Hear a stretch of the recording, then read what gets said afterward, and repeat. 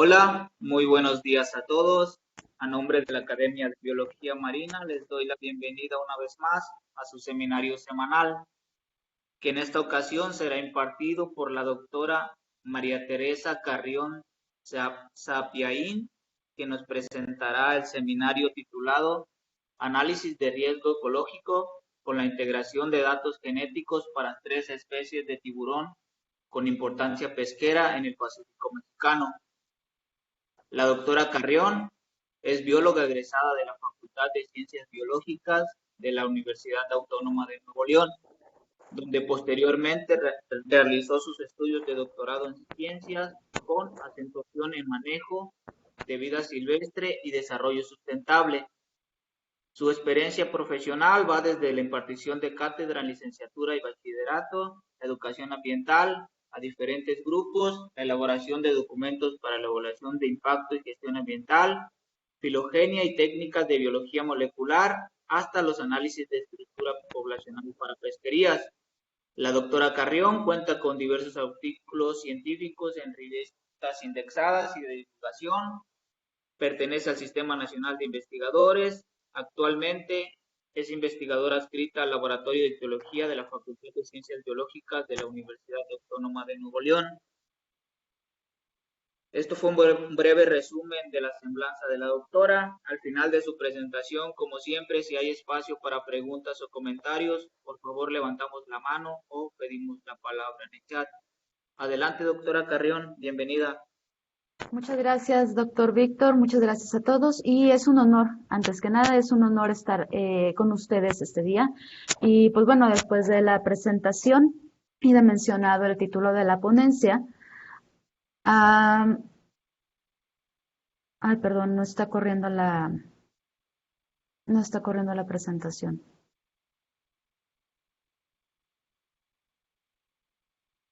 Ok, ahí está. Bueno, a manera de introducción, estoy segura que ya muchos de nosotros estamos familiarizados con estos organismos, los tiburones como depredadores apicales de los ecosistemas marinos y costeros, salvo algunas especies que son plantófagas. Y sabemos que tienen características de vida muy particulares, como la fecundación interna, una prolongada longevidad, una estrecha relación stock-reclutamiento, largos periodos de gestación, crecimiento lento, y pues derivado de todo esto van a ser susceptibles a la presión pesquera y también van a responder de forma muy lenta ante las medidas de manejo que se hagan para poder conservar a estas especies. De ellas obtenemos varios productos que van desde los suplementos alimenticios, artesanías, carne para consumo, obviamente el mercado de aletas, se utiliza también la piel y un largo etcétera. Según datos de la FAO en 2020, México se encuentra dentro de los 7 principales países que producen tiburón. En el año 2017 nos encontramos en el segundo lugar, solamente siguiendo a España. Y pues podemos ver en esta serie histórica de la producción en peso vivo que pareciera haber una tendencia a la alta en la producción de tiburón.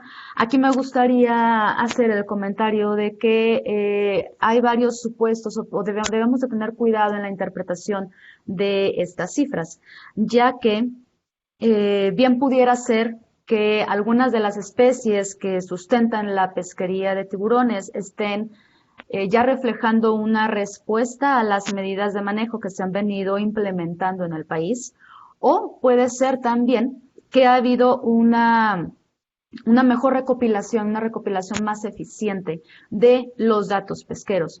Entonces, solamente para tener un poco de prudencia a la hora de interpretar los datos que vemos aquí. Podemos observar también en esta otra imagen cuáles son los principales estados productores de este recurso pesquero, y pues Baja California Sur sería el segundo el segundo o tercer estado más importante en cuestión de producción de tiburón. El tiburón y el cazón por su volumen es la pesquería número 11 en producción en el país, pero por su producción, por su valor económico, se encuentra en el lugar número 9 y ha presentado un crecimiento anual de 6.6% en los últimos 10 años.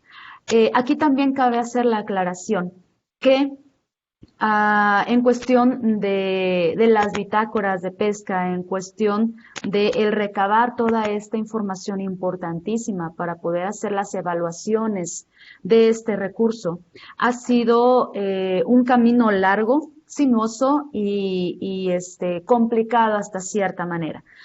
Actualmente todavía hay ciertas especies que no se registran con su nombre científico. Si bien hace algunos años a la fecha han logrado las autoridades transmitir el conocimiento a los pescadores de manera que ellos ya pueden incluso hablarnos del nombre científico y producir estadísticas mucho más certeras. Todavía hasta hace pocos años, tanto en la Carta Nacional Pesquera como en el anuario, únicamente se hablaba de tiburón y cazón para las especies de menos de 1,5 metros. No se tienen tantas estadísticas de las especies per se con su nombre científico. ¿Cuánto pescamos o cuánto capturamos de tiburón azul? ¿Cuánto capturamos de tiburón aleta de cartón? Entonces todo esto nos va dirigiendo mentalmente hacia la situación de las bitácoras de pesca y la falta de datos que puede haber en ellas. Si bien hay muchas especies de tiburón que ya están muy bien estudiadas, todavía hace falta datos completos para poder llevar a cabo los análisis poblacionales que tradicionalmente se hacen en las evaluaciones de stock pesquero.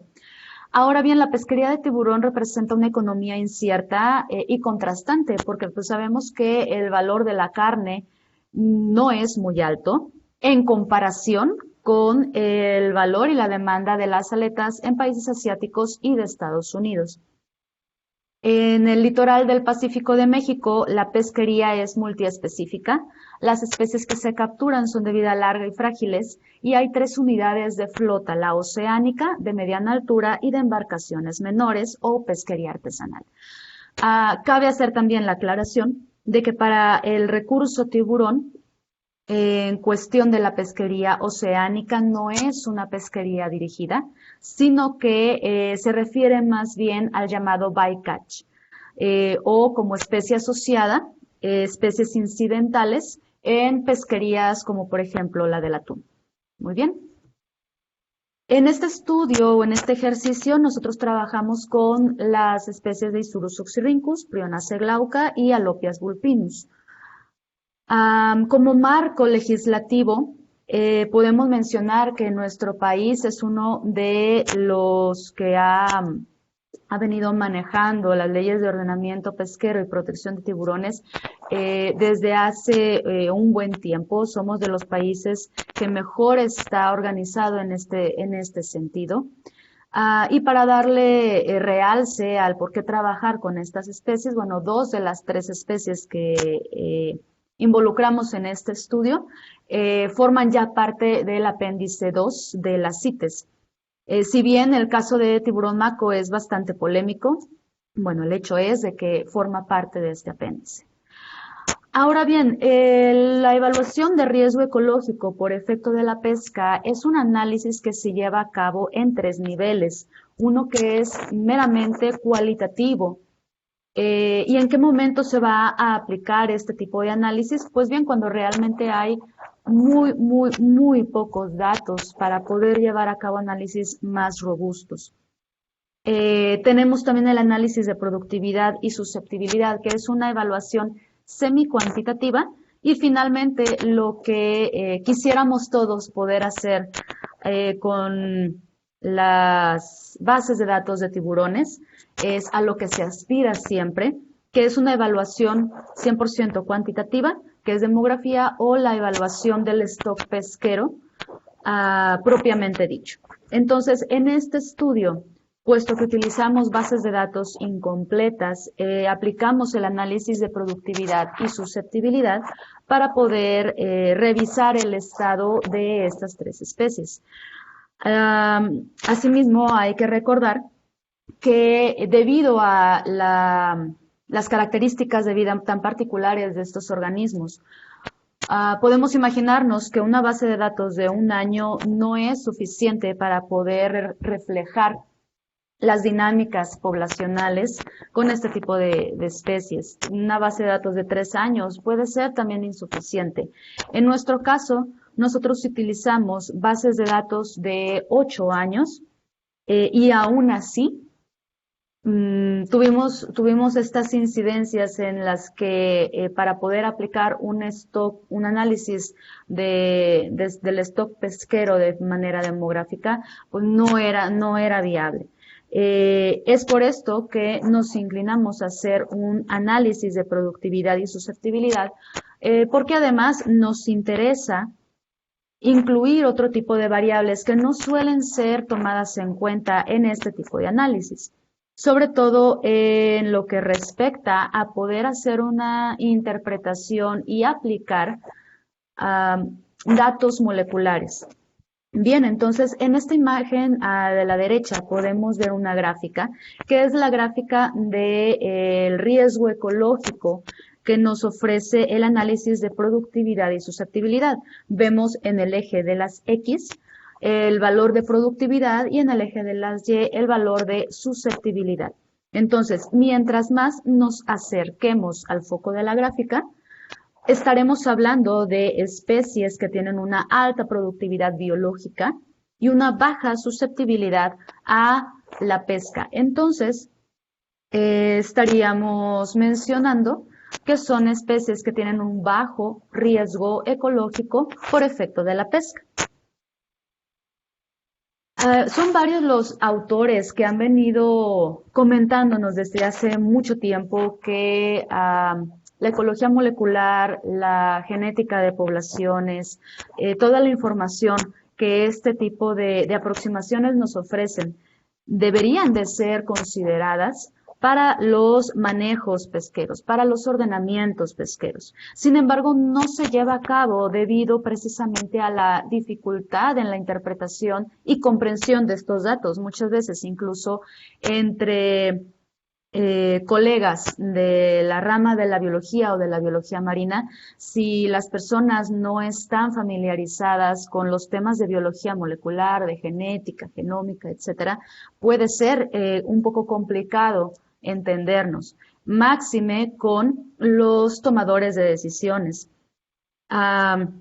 Es por eso que uno de nuestros objetivos con este estudio es integrar información molecular de las especies dentro de un análisis de riesgo ecológico, en donde finalmente converjan tanto la información de la productividad biológica, la susceptibilidad de la pesca de las especies y también estos datos de la resiliencia o no que pudieran llegar a tener desde el punto de vista genético. En relación a estas tres especies, para tiburón azul se ha mencionado que no hay subdivisión molecular, no hay subpoblaciones moleculares, sino que es una especie panmítica, ¿okay? En el caso de tiburón maco, sí hay una estructura poblacional.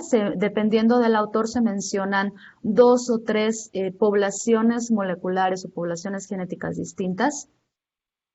Y finalmente, para tiburón zorro, para Alopias vulpinus, hace falta mucha información. Todavía no se ha determinado bien cuál es su situación en este sentido. Entonces, en este trabajo nosotros utilizamos bases de datos de los observadores científicos a bordo de las embarcaciones de tiburón de mediana altura en el Pacífico mexicano durante un periodo de 8 años, de 2006 a 2013, y para las especies antes mencionadas. Esto gracias a un convenio que tiene la Facultad de Ciencias Biológicas con el Programa Nacional de Aprovechamiento del Atún y Protección de los Delfines. Cabe señalar que estos datos que nos fueron proporcionados representan solamente el 5% de las embarcaciones de tiburón de mediana altura. En nuestros materiales y métodos, nosotros llevamos a cabo 2 análisis de productividad y susceptibilidad. Uno, como tradicionalmente se lleva a cabo, con base en Patrick y colaboradores en 2009, en donde se evalúa la productividad biológica de las especies, la susceptibilidad a la captura de las mismas. Por otro lado, llevamos a cabo una revisión histórica de la normatividad mexicana para buscar algún antecedente de que en alguna reglamentación para la conservación de especies se tomara en cuenta la cuestión genética. Si al momento de encontrarlos se seleccionaron estos atributos y se designaron rangos para poder ponderarlos. Estos fueron integrados a nuestro análisis de productividad y susceptibilidad y finalmente la susceptibilidad fue evaluada, fue contrastada mediante una creación de curvas de distribución basadas en la distribución normal y se corrió un análisis de varianza para poder identificar si los resultados eran significativos, si tenían una diferencia significativa. Bien, entonces podemos observar en esta tabla los atributos de productividad biológica que fueron evaluados en el análisis de productividad y susceptibilidad con base en Patrick y colaboradores en 2009. Entonces observamos atributos como el crecimiento de la población, la edad máxima, la longitud máxima, la constante de crecimiento de Bomberta-Lanfy y se establecen rangos para cada uno de estos atributos. Asimismo, se pondera la calidad de la información y se le da un peso al atributo. Algo que me gustaría también señalar es que parte de las razones por las cuales este tipo de análisis suele ser controvertido es precisamente porque da mucha libertad al investigador para darle este peso a los atributos. Entonces, en este ejemplo podemos ver que se le da en la columna de calidad de la información, vemos que algunos atributos se califican con 2 y otros con 1. Esto va a depender de dónde se obtuvo la información, de la veracidad de la misma, qué tanto nos consta la fuente de la información. Entonces, todos los atributos que usted vea calificados con 1 significa que fueron obtenidos de las bases de datos de los observadores y calculados por los autores de este trabajo. Aquellos atributos que sean calificados con una calidad 2 fueron obtenidos de literatura para la zona de estudio. Aquellos que llegaran a ser obtenidos de literatura, pero que no se encontraran en la zona de estudio, se calificaron con una calidad de 3. Por otro lado, el peso del atributo fue el mismo para todos ellos, de igual manera, esto siendo una recomendación de los autores, de Patrick y colaboradores. Por otro lado, observamos cuáles son los atributos que se consideran como susceptibilidad a la captura o a la pesca, que pues son estrategia de manejo, el traslape horizontal de la especie con la pesquería, el traslape vertical de las mismas, migraciones estacionales de las especies, si la morfología de las especies afecta o no la captura. Y pues bueno, entonces, de esta manera nosotros fuimos obteniendo los valores para cada una de nuestras especies y se les fue dando el valor de la calidad. Con base en esto podemos observar que en la susceptibilidad a la pesca, en los atributos de la estacionalidad de la pesquería, el objetivo de la pesca y la selectividad del arte de pesca, tienen exactamente el mismo valor para las tres especies. Y esto va a pasar sobre todo cuando se analizan o se utilizan datos de la pesquería de mediana altura. En el caso específico para tiburón, quizá en el caso de las pesquerías de artesanales pudiera haber ciertos cambios, pero esencialmente son parámetros o atributos que no van a variar demasiado y que pueden estar impactando en el resultado final, que es el índice de vulnerabilidad. Entonces, como resultado de este primer análisis de productividad y susceptibilidad, podemos observar en nuestro gráfico de riesgo ecológico cómo Alopias vulpinus e Isurus oxyrhynchus tienen el mismo valor de vulnerabilidad. Entonces, si este ejercicio se hubiese realizado para tomar una decisión, no podríamos discernir entre estas dos especies. De tener que aplicar medidas para conservación o para un mejor manejo entre estas dos especies, no sería posible elegir con base en el resultado de este análisis. Entonces, es aquí en donde integramos nosotros la información molecular. Bien, entonces fue en la norma 059 en donde encontramos el antecedente que necesitábamos de que efectivamente en la legislación mexicana hubiese ya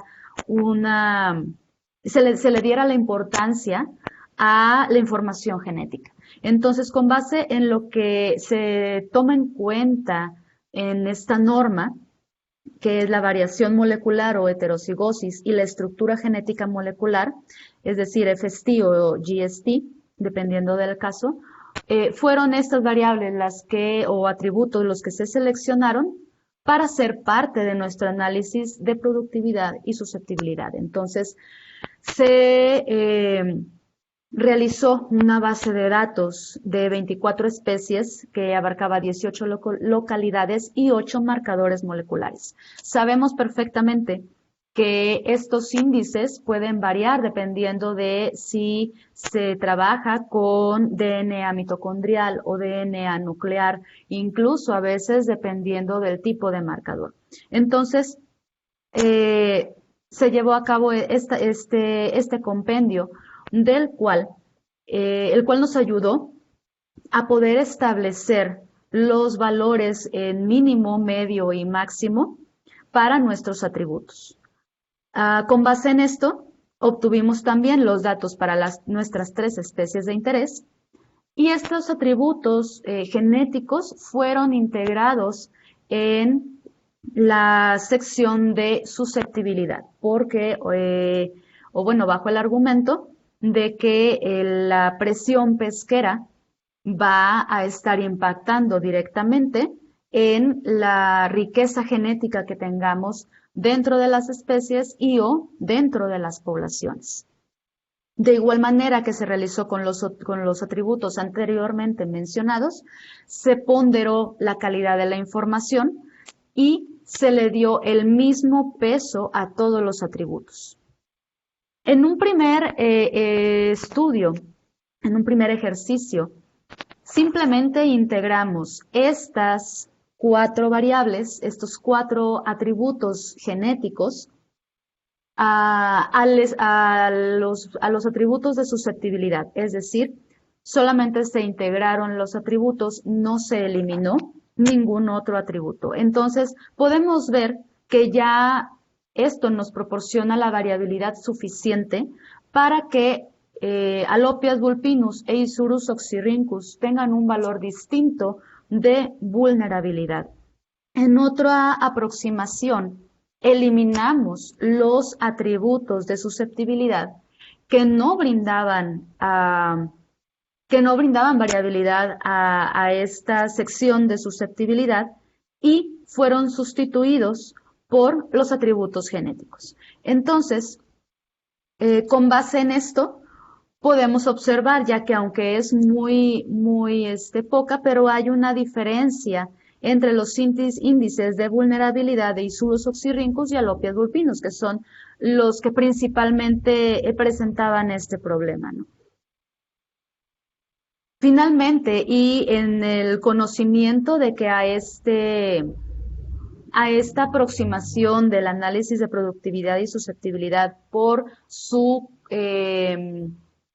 espíritu de ser semi-cuantitativo, llevamos a cabo estas curvas de normalidad para poder obtener el análisis de varianza y probar si estas diferencias entre la susceptibilidad del análisis de productividad y susceptibilidad 1 y el 2, que integraban las variables genéticas, en efecto eran significativamente distintos, y pues así resultó. Entonces, para concluir, pues tenemos que el análisis de productividad y susceptibilidad es una herramienta para la toma de decisiones y el aprovechamiento de las bases de datos que se encuentran incompletas. Afortunadamente, las bases de datos están cambiando, las bases de datos están mejorando en su calidad en nuestro país. Entonces, se espera que poco a poco ya no sea necesario tomar este tipo de herramientas. Sin embargo, cuando se hacen estudios históricos de las pesquerías, en donde se analizan más de 10 años, más de 15 años, y no se van a tener todos los datos para las especies. Entonces, quizá en una menor medida, pero van a seguir siendo útiles este tipo de aproximaciones. Ahora, el caso de tiburón azul, ¿será resiliente de verdad al esfuerzo pesquero? Creo que hacen falta muchos más datos, mucha más información y más estudios para poder aseverar esto.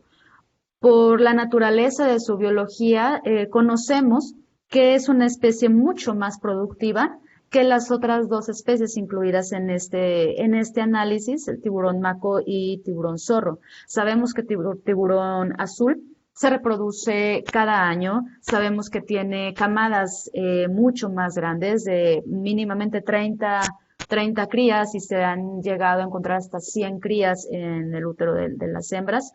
En contraste con tiburón maco y tiburón zorro, que suelen tener de 2 a 3 crías cada 2 o 3 años. Entonces, pareciera en este caso los resultados obvios, pero nuestro objetivo es que este sea un primer antecedente, un primer ejercicio, para que después pueda llevarse a cabo con muchas más especies o incluso a nivel poblacional o a nivel regional, poder contrastar cómo se encuentran otro tipo de especies de tiburones en distintas regiones. Ahora, hay diferencias altamente significativas entre los valores de susceptibilidad de la evaluación de riesgo 1 contrastada con la que integraba las variables genéticas. Y aquí también me gustaría abrir un pequeño paréntesis.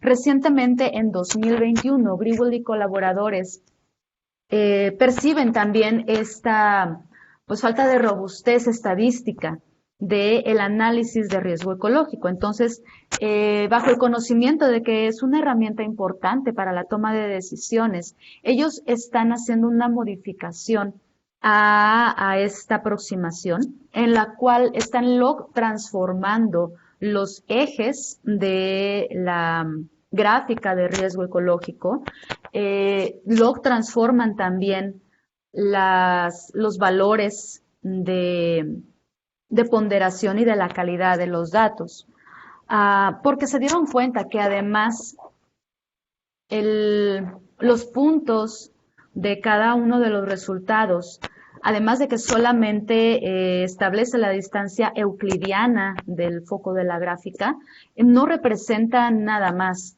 Entonces, en este estudio, que se los recomiendo si les interesa este tipo de temas, ellos le proporcionan esta robustez estadística. Y pues obviamente uno de nuestros objetivos como grupo de estudio en estos temas, pues es volver a realizar este ejercicio con las recomendaciones que estos autores están mencionando.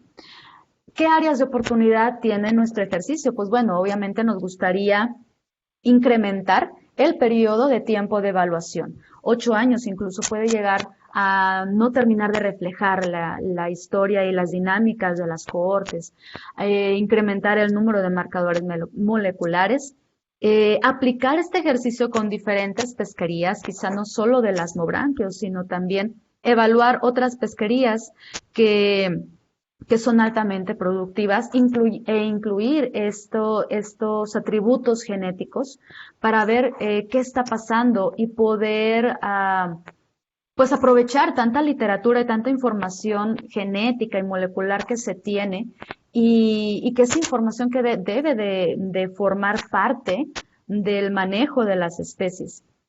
Y como ya lo mencionaba, pues bueno, incluir más especies de tiburones y poder también llevar a cabo este ejercicio a nivel poblacional o a nivel regional. Entonces, el uso del análisis de productividad y susceptibilidad para integrar datos genéticos y moleculares en la toma de decisiones y regulación de la pesquería de tiburón fue nuestro objetivo principal. Ya vimos que la interpretación de los datos, o más que de los datos, del resultado de este análisis, es de una interpretación bastante sencilla. Entre más lejos se encuentre el punto del foco de la gráfica, en mayor riesgo ecológico se encuentra una especie. Entonces, con este tipo de herramientas, integrando y haciendo un consenso de la información biológica, molecular y de la pesquería, podríamos estar haciendo un mejor manejo de las especies.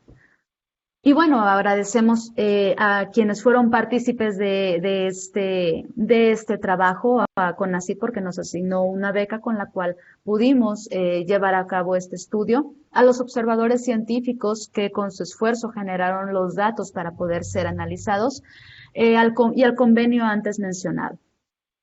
Finalmente, y a manera de comercial, me gustaría compartirles la página de divulgación que junto con una colega también bióloga y doctora en ciencias hemos iniciado el año anterior, que es una página que se llama Ciencia de Tiburones. Nos pueden encontrar en Facebook. Y pues nuestro objetivo es llevar a la comunidad no científica principalmente datos interesantes y fidedignos sobre todo sobre estas especies a través de infografías, de memes, videos, próximamente entrevistas con expertos y de esta manera poder seguir informando a la población, hacer hincapié en la importancia de estos organismos, tanto para su consumo como obviamente para su conservación. Finalmente les dejo mis redes sociales, mi correo electrónico por si tuvieran alguna inquietud. Y pues también los invitamos, si alguna persona de este foro se encuentra trabajando en algún proyecto con tiburón y le gustaría hacer un poco de difusión y divulgación sobre su proyecto, acérquese a nosotros para poder publicar material y ayudarlos a comunicar la importancia de su trabajo. Y pues bueno, es todo por mi parte. Les agradezco muchísimo la atención. Muchas gracias, doctora.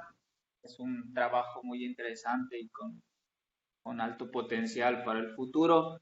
Si alguien tiene alguna pregunta o comentario para la doctora, adelante, por favor. Adelante, doctor Carabeo. Buenos días. Muchas gracias por la presentación, muy interesante. Quisiera ver si habría la posibilidad que pudieras profundizar un poquito más en la parte de cómo integraste la parte de biología molecular, estos marcadores que ya están en la NOM 059, ¿cuáles son? y cómo se utilizaron en el análisis de una manera un poquito más, cómo lo incluiste desde la parte de vista de tu conceptualización de lo que es la modelación de los datos.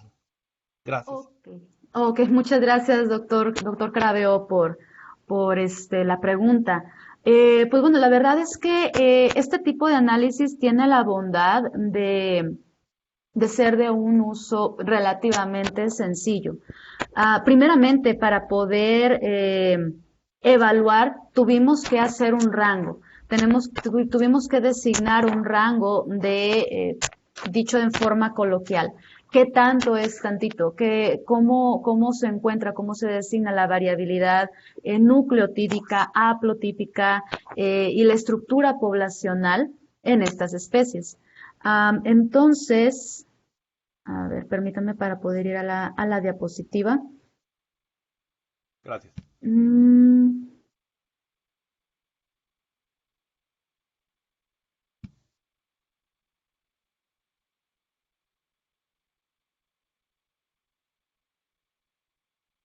Ok, yo creo que aquí será. Bien, la NOAA tiene un software con el cual se puede llevar a cabo este tipo de análisis. Sin embargo, se pueden utilizar también otras herramientas, no precisamente tiene que ser ahí. Entonces, ya en ese software puede usted seleccionar los atributos que van a ser evaluados. En el caso de la productividad biológica, nosotros no llevamos a cabo ningún cambio. Seleccionamos todos los atributos que recomiendan Patrick y colaboradores en 2009.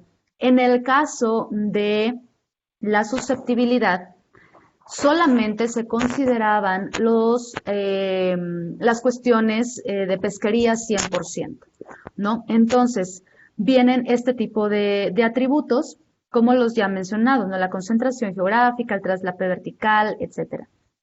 Entonces, posterior a haber hecho la revisión en la norma 059, se seleccionan la variación molecular y la estructura genética molecular y procedemos a hacer una revisión de literatura de 24 especies para ver cómo variaban o cuáles son los resultados de estas dos variables. Con base en lo que encontramos en literatura, fue que hicimos las ponderaciones o designamos los rangos de bajo, moderado y alto para la estructura genética y la diversidad genética. Entonces, una vez seleccionados estos atributos y una vez que fueron designados los rangos, en el mismo software se integraron estos atributos. Y como mencionaba hace un momento, bueno, aquí está el ejemplo de cuáles son los atributos que se integraron, su definición, el rango que fue designado con base en la literatura y, como les mencionaba hace un momento, en este gráfico que es el resultado de la ponderación de cada uno de estos atributos, si nosotros no quitamos los atributos de la pesquería que no proporcionaban variabilidad, sino simplemente integramos los nuevos atributos genéticos, nos proporciona este resultado en el cual, por supuesto, la variabilidad que aportan los atributos genéticos ayudan a que tiburón zorro y tiburón maco tuvieran un índice de vulnerabilidad distinto, que era el problema. Debido a que en cuestiones de la pesquería de mediana altura utiliza pues el mismo arte de pesca, muchas situaciones, mucho de su proceder es similar para todo lo que se llame tiburón. Entonces, eso no permitía que tiburón zorro y tiburón maco tuviesen un índice de vulnerabilidad distinto, no había variación. Entonces, al integrar los atributos genéticos, se permite esta variación y cada uno ya tiene su índice de vulnerabilidad propio. Si en cambio nosotros eliminamos esos atributos de susceptibilidad a la pesca que no proporcionan variación e integramos los atributos genéticos, hay un cambio más dramático. ¿Ok? No sé si con esto queda resuelta su duda, doctor. Sí, no, realmente quería repasar más bien porque no, en cuanto a la presentación que tú tenías acerca de los atributos genéticos y cómo lo estabas manejando desde el punto de vista del modelo de productividad y susceptibilidad. Efectivamente, se me hace muy acertada la estrategia para poder integrar y separar estos valores de acuerdo a las variables que la propia metodología de productividad y susceptibilidad sin los atributos genéticos, obviamente no te permitía separar, pues obviamente tus especies objetivo, ¿no? Ujú. Y obviamente veo que dentro de los propios atributos que se mencionaban, que me mostraste ahorita en la tabla, está obviamente el traslape, la parte de la migración y algunas otras características particulares de cada una de estas especies, ¿no? Que Claro. creo de alguna manera, este, pues obviamente influyen en cuanto a la ponderación de los valores que tú estás poniendo en la parte de la derecha, ¿no? Que va a evaluar obviamente cada uno de los atributos y que va a influir obviamente en qué tanta separación van a tener los diferentes grupos que estás comparando en la propia metodología. Así es. Efectivamente, al meter la parte molecular, pues tienes una mayor certeza en cuanto a qué tanto se están separando o qué tanto difieren molecularmente cada uno de ellos como una variable más y no tan más natural. ¿Es correcto? Más biológica, natural, intrínseca de la especie, y no tanto una variabilidad antropocentrista del propio científico o de la metodología científica para poderlo hacer. ¿Es correcto?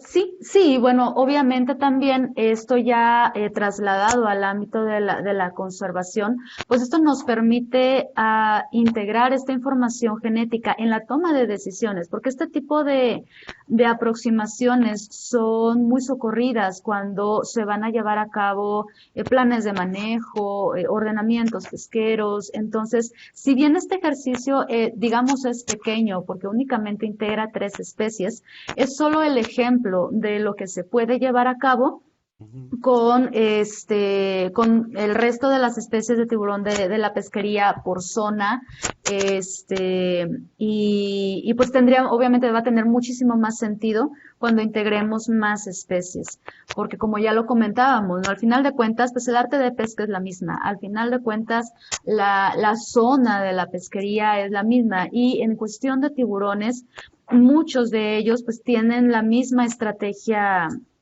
o tienen características de vida muy similares.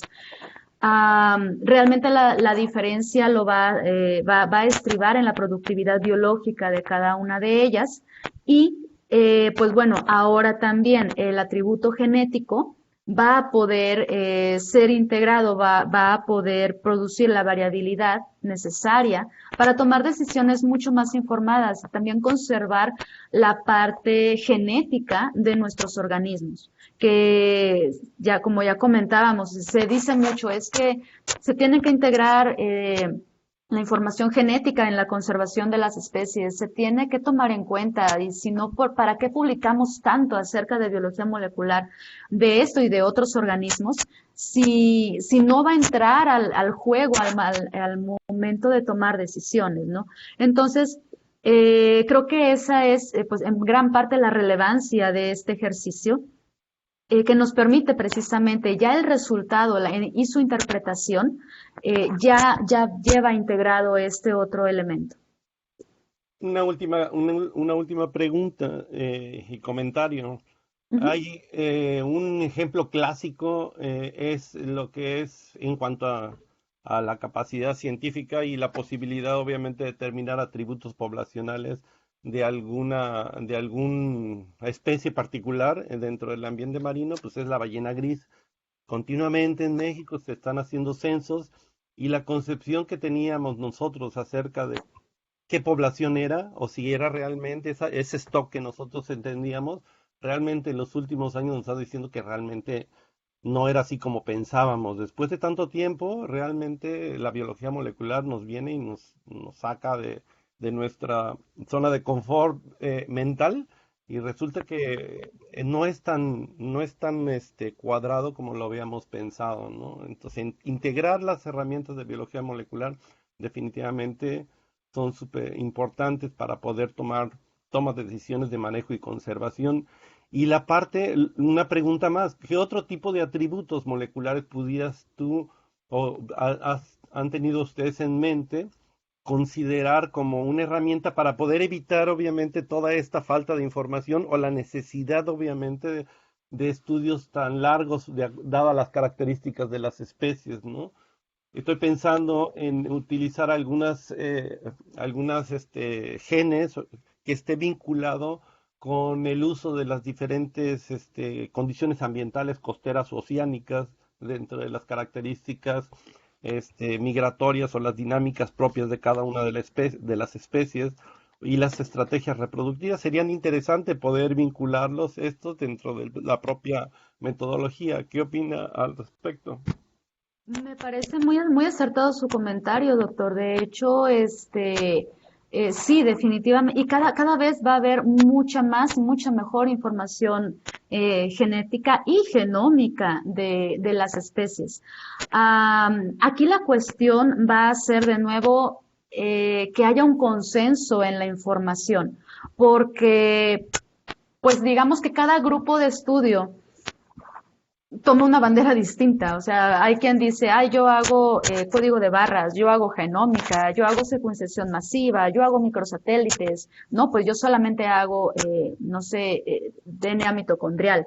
Entonces, la cuestión es que cada tipo de marcador molecular va a tener también sus alcances, ¿sí?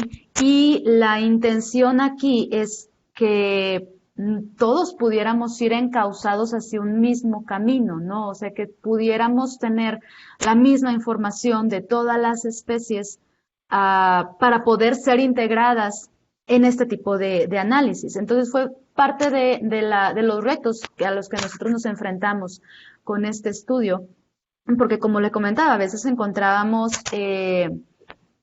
encontrábamos la estructura genética, pero que fue determinada a partir de DNA mitocondrial. Y el DNA mitocondrial tiene cierto alcance. En otras ocasiones encontrábamos la estructura genética, pero a partir de DNA nuclear y tiene otro alcance. Entonces, para poder hacer el consenso de toda esa información, es algo complicado mientras que sigan saliendo y saliendo y saliendo marcadores moleculares. Entonces, nosotros decidimos tomar la variabilidad nucleotídica, haplotípica y la estructura genética porque ya teníamos el antecedente de la norma 059. Entonces, esto nos aseguraba que de impactar a más adelante o en un futuro pueda haber más información sobre más especies. Quizá ahorita ya hay otro tipo de marcadores que nos van a dar otra información. A lo mejor nos van a dar rangos más amplios, pero caemos en lo mismo. Cómo va evolucionando la información de las bitácoras de pesca y cómo va evolucionando la información en la biología molecular. Entonces, la intención es tener marcadores que de manera histórica nos puedan proporcionar un panorama de las especies. Quizá no siempre van a ser los más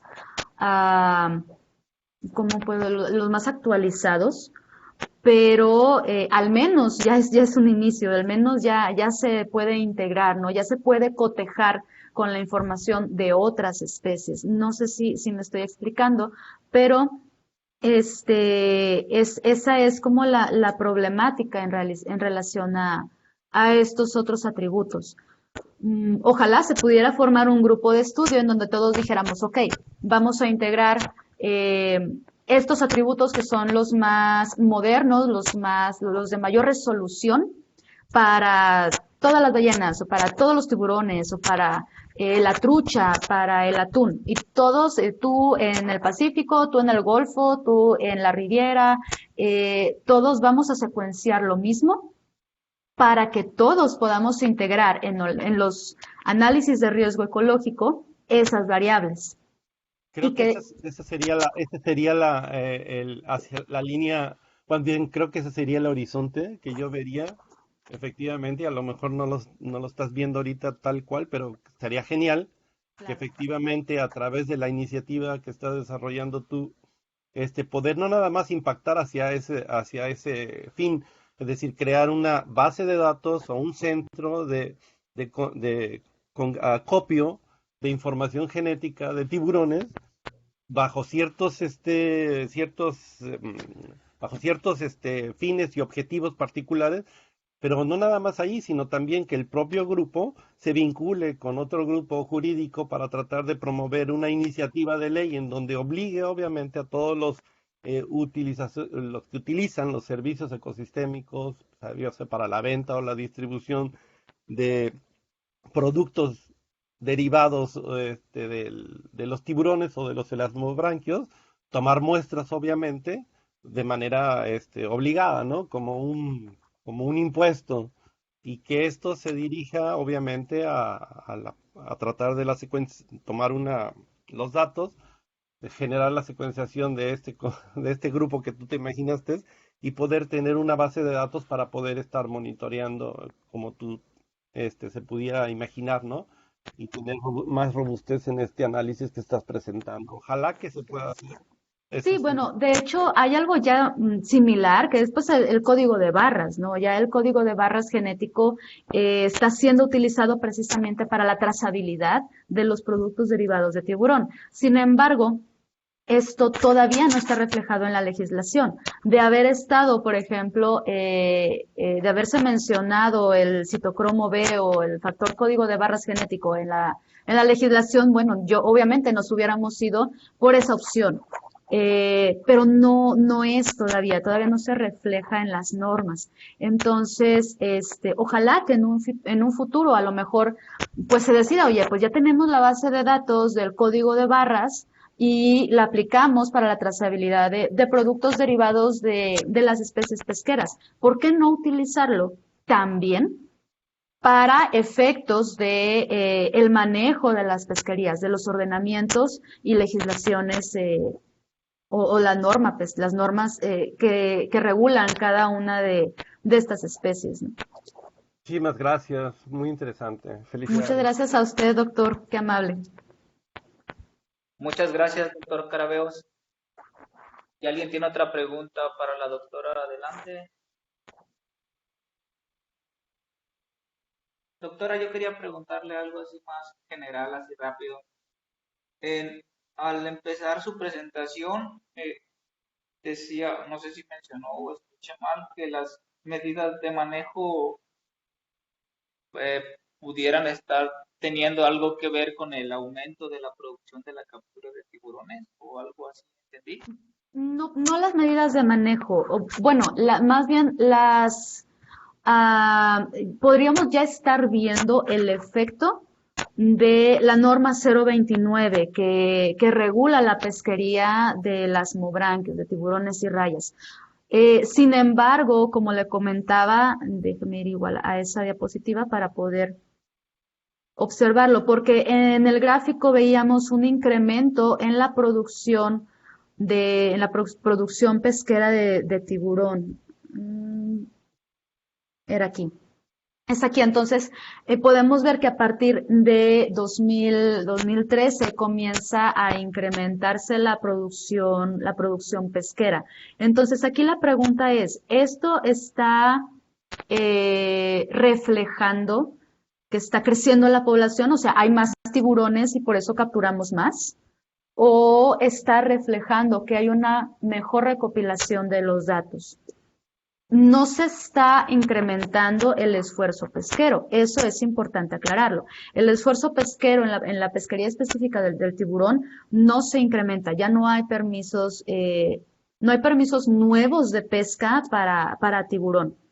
Sin embargo, estamos capturando más, o al menos eso pareciera indicar los datos. Entonces aquí el comentario iba nada más en relación a que tuviéramos cuidado en la interpretación de esto.